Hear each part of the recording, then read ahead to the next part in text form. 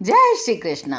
मैं संध्या शर्मा श्री चैतन्य महाप्रभु की इस सुंदर कथा में आप सभी हरि भक्तों का स्वागत करती हूँ।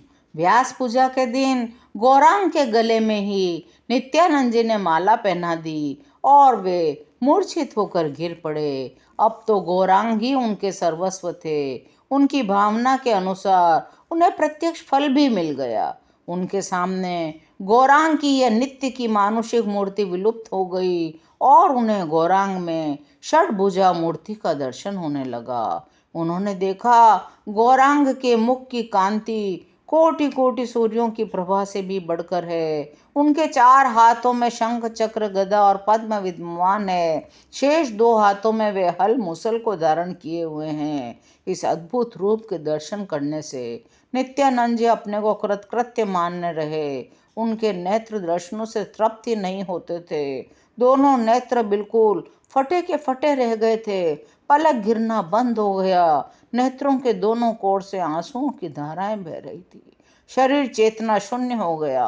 भक्तों ने देखा उनकी सांस चल नहीं रही है। उनका शरीर मृतक पुरुष की भांति अकड़ा हुआ है। वे जीवित हैं ये यही देखकर पता चलता था कि मुख पर अभी भी अपूर्व ज्योति थी। श्रीवास पंडित ने और अन्य भक्तों ने कई तरह की चेष्टाओं द्वारा उन्हें सचेत करना चाहा, लेकिन वे नहीं हुए। तब प्रभु बड़े प्रेम के साथ उनके शरीर पर अपना हाथ फिराते हुए बोले, श्रीपाद अब उठिए।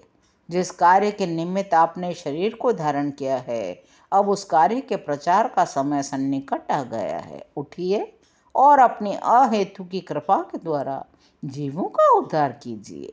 आप जिसका उद्धार करना चाहें उसका उद्धार कीजिए। प्रभु के कोमल कर स्पर्श से नित्यानंद जी की मूर्छा भंग हुई। प्रभु भक्तों से कहने लगे, व्यास पूजा तो हो चुकी, अब सभी मिलकर श्री कृष्ण का संकीर्तन कर लो। प्रभु की आज्ञा भाते पाते ही सभी भक्त गाने लगे, हरे रामा राम राम हरे हरे, हरे कृष्ण कृष्ण कृष्ण हरे हरे। इस सुंदर संकीर्तन को करने लगे। प्रभु ने जब देखा कीर्तन करते हुए बहुत समय हो गया तो उन्होंने श्रीवास पंडित से कहा, प्रसाद के संपूर्ण सामान को यहाँ ले आओ। संपूर्ण थालों को उठाकर लाए। उस प्रसाद को भक्तों में वितरण किया और नित्यानंद जी अब श्रीवास पंडित के ही घर में रहने लगे। श्रीवास पंडित और उनकी धर्मपत्नी मालिनी देवी उन्हें अपने सगे पुत्र की भांति प्यार करते थे। नित्यानंद जी को तो अपने माता पिता को छोड़े लगभग 20 वर्ष हो गए थे और आज फिर से माता पिता के सुख को पाकर बड़े प्रसन्न हुए थे। शिष्य अपने गुरु को सर्वस्व समझे। गुरु शिष्य को चाकर न समझकर अपना अंतरंग सखा समझे, तभी दृढ़ प्रेम हो सकता है। गुरु अपने गुरुपने में रहे, शिष्य को अपना सेवक अथवा दास ही समझते रहें। शिष्य अनिच्छा पूर्वक उनकी सेवा करता रहे तो दोनों में यथार्थ प्रेम नहीं होगा। गुरु शिष्य का बर्ताव तो ऐसा होना चाहिए जैसे भगवान श्री कृष्ण और अर्जुन का था, जैसा राजा जनक और सुखदेव जी का था। नित्यानंद जी गौरांग को अपना सर्वस्व समझते थे। गौरांग भी उनका सदा पूज्य की भांति आदर करते थे। नित्यानंद जी का स्वभाव बड़ा चंचल था। जब तक मालिनी देवी उन्हें अपने हाथ से भोजन नहीं कराती तब तक वे भोजन नहीं करते।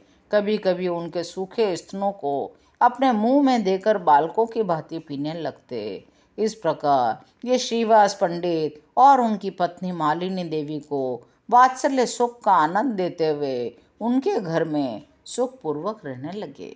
आज की यह सुंदर कथा यहीं विश्राम लेती है। शेष कथाओं को सुनने के लिए चैनल को सब्सक्राइब करिए और मेरे साथ प्रेम से बोलिए, हरि बोल हरि बोल हरि हरि बोल।